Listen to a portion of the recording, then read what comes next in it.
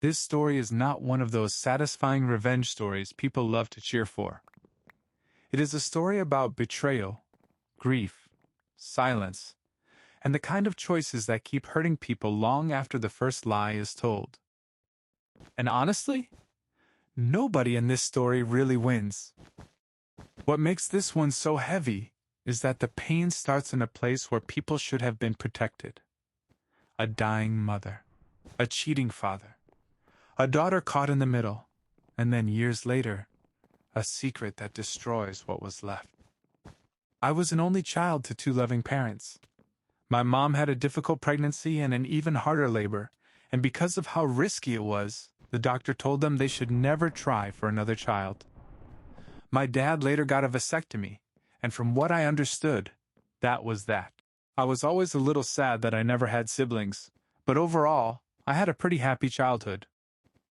That changed when I was in college, and my mom was diagnosed with stage 4 ovarian cancer. And just like that, everything changed. The house got quieter. The air felt heavier. Suddenly, life became doctor visits, treatments, fear, and waiting. You know, one thing illness does is test everybody around the sick person, not just the patient.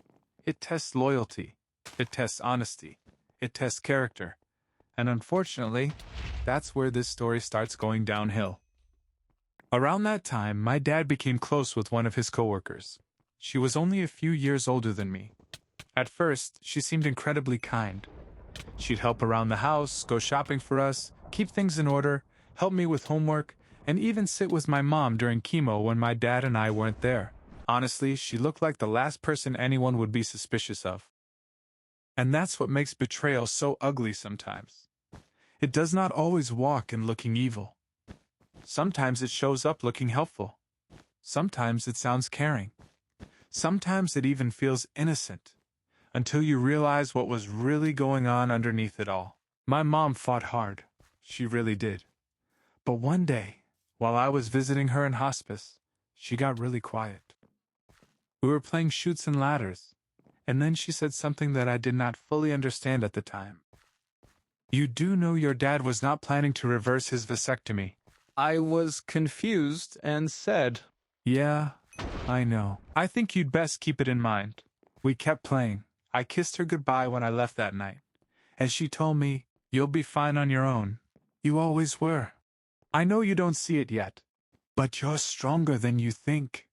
You'll be fine on your own." That was the last time I saw her alive. She died that night, and I believe she knew it was coming, and didn't want to scare me. That part always hits hard. There was something very dignified about the way she handled it. She did not turn her final moments into chaos. She carried her pain quietly, and somehow, that makes what came later feel even worse. After my mom died, that coworker was still there. She helped with the funeral, brought food, helped around the house, and slowly became more and more part of our lives. And when I dug, I learned the affair had started shortly after my mom was diagnosed. I felt sick, furious, heartbroken. That is a kind of cruelty that is hard to even put into words. When someone is suffering, you are supposed to be there for them, not use that moment to build a secret life on the side. But then I realized something else. My mom had known, and she had trusted me to say something. I did not. Instead of exposing them right away, I kept my mouth shut. I watched them date. I watched them get engaged. I watched them get married 3 years later. I smiled when they told me the news. I acted happy on their wedding day. I even gave a toast at the reception. Inside, I was burning. I wanted them to know how badly they had hurt my mom. I wanted them to feel it. So I played the long game. This is the part where the story shifts. Up until now, it has mostly been about betrayal. From here on, it is also about revenge. She told me she had been trying to get pregnant for years, but it had not been happening. The doctor told her she was entering perimenopause, and her chances of having a child were basically disappearing. She said she did not understand why she had never gotten pregnant. And that was the moment I knew it was time. You mean Dad didn't tell you? Tell me what? Eventually, I told her about the vasectomy, and that he never intended to reverse it. She completely deflated. Her shoulders dropped. She bowed her head. She started crying into her hands. And I hate to admit it, but a part of me felt satisfied. I did comfort her. I told her my dad was horrible for not telling her, that she deserved better, that he had wasted years of her life. Those words were true. But my motives were not clean. A few weeks later, my dad called me furious. How could you do that to us? We loved you. And I told him, coldly, you and Mom did a good job teaching me how to keep secrets. Then I hung up. And that was it. There are a lot of emotions in that ending. But the strongest one to notice is not victory. It is consequence. This story is tragic because there are no clean hands here. The father was wrong for betraying his wife while she was dying. The other woman was wrong for joining that betrayal. And the daughter, while understandable in her anger, chose a path of revenge that was also ugly and morally heavy.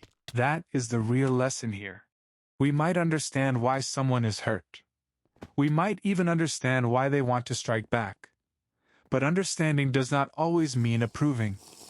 And in Islam, we are reminded that truth matters, that betrayal is dangerous, and that anger can never be allowed to become our master. This is one of those stories that reminds you how quickly a family can break when people choose deception over honesty, and how even when revenge seems to work, it still leaves something broken behind. But nobody really wins in the end.